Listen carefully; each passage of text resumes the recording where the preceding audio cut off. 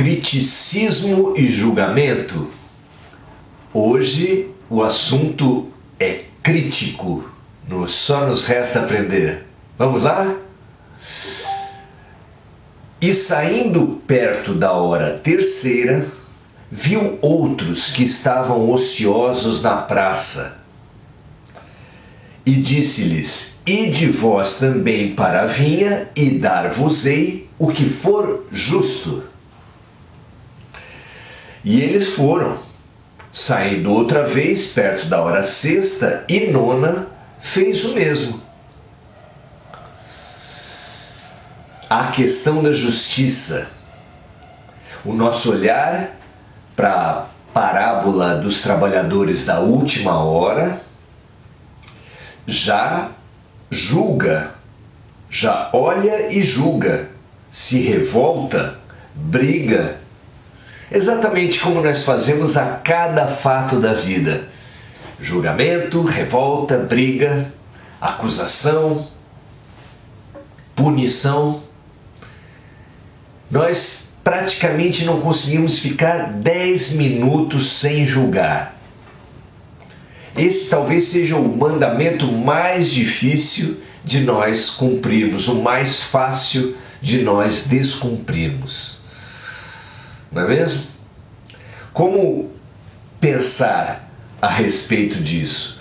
Como ultrapassar a superficialidade, que é a base do julgamento imediato, irrefletido, mecânico, injusto, que nós praticamos a cada instante?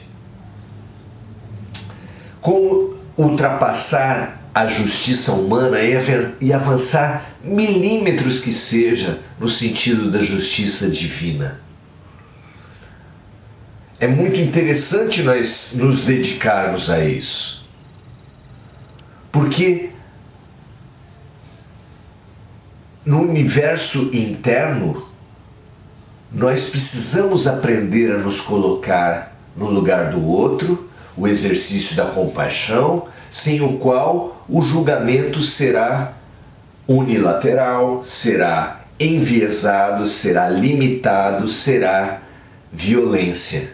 Imposição de um ponto de vista de um sobre o outro é a violência. E julgamento pode ser imposição, a maioria das vezes será imposição, e se ele conseguir transpor a imposição, ele já não será mais julgamento. Será que é possível almejarmos esse estágio? É necessário investigarmos profundamente em nós, no mundo, a todo momento, como é que se dá o julgamento, os prejuízos que decorrem do julgamento, em nossas vidas e nas vidas dos outros, como julgadores ou como réus, porque o tempo todo nós estamos nas duas polaridades, não é mesmo?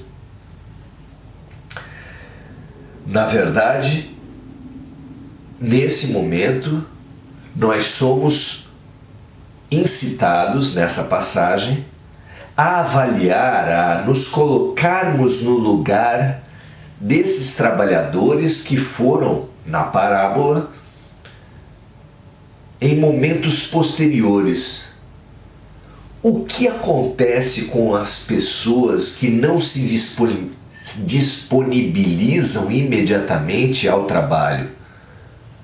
No primeiro momento da parábola, Jesus nos apresenta os trabalhadores da primeira hora, aqueles que o dono da vinha encontrou logo ao raiar do dia.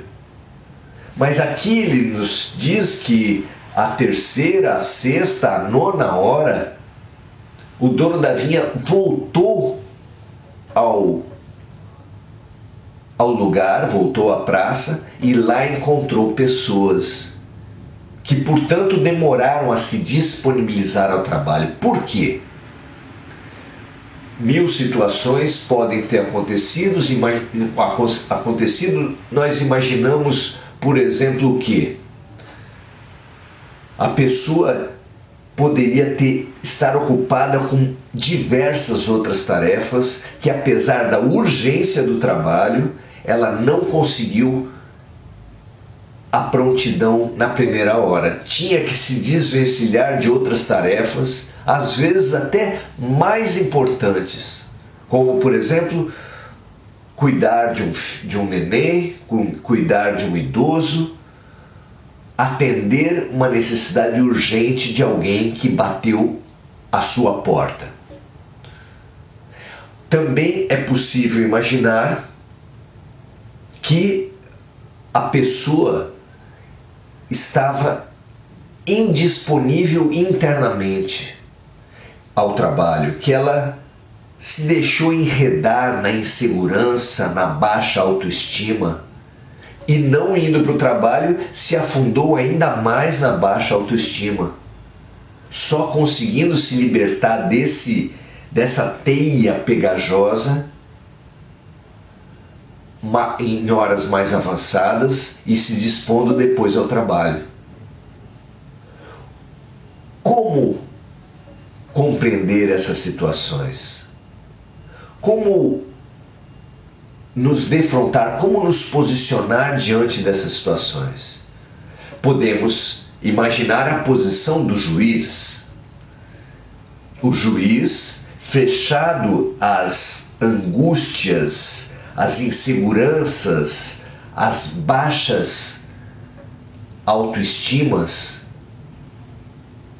ele tende simplesmente a descontar a remuneração desses que não chegaram na primeira hora. Nós estamos tão acostumados com isso que essa é a primeira solução que o juiz interior, esse juiz que mora dentro de nós, implacável com o erro dos outros, é claro, aplicaria nessa situação. Mas e o pai? Que postura teria um pai que, percebendo seu filho atolado nessas lamas subjetivas, atolado nos problemas graves que ele tivesse que defrontar dentro da sua casa, ou com outra pessoa que lhe tivesse precisado da atenção, o que faríamos? Descontaríamos também? Certamente não.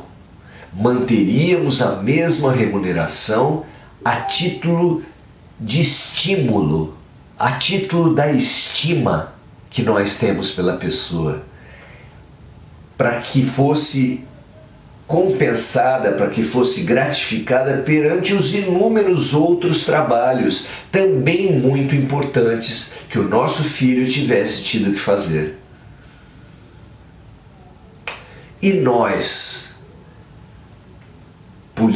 polícia, acusação, juízes e carcereiros do mundo, que não conseguimos ficar praticamente momento nenhum sem julgar, o que temos a aprender com isso?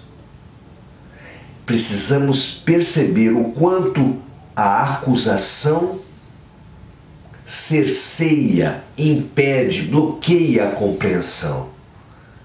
O quanto o julgamento impede que se faça expansões maiores a respeito da vida, o quanto o julgamento do outro acarreta o julgamento de si mesmo, naquela interessantíssima figura do dedo, que para cada dedo que existe acusando, há 3 apontando para o acusador. Portanto, quer nós tenhamos consciência, quer não, a cada vez que nós julgamos os outros, condenamos-nos também um pouco a nós mesmos. Entender esse processo, entender as prisões às quais o julgamento nos remete, é fundamental para que a gente possa um dia transpor esse estágio, esse paradigma, essa ferramenta do julgamento a qual nós estamos tão acostumados, para descobrir uma outra ferramenta, uma outra forma de ver, viver as diferenças, os conflitos, as situações. Ao invés de policiar, observar.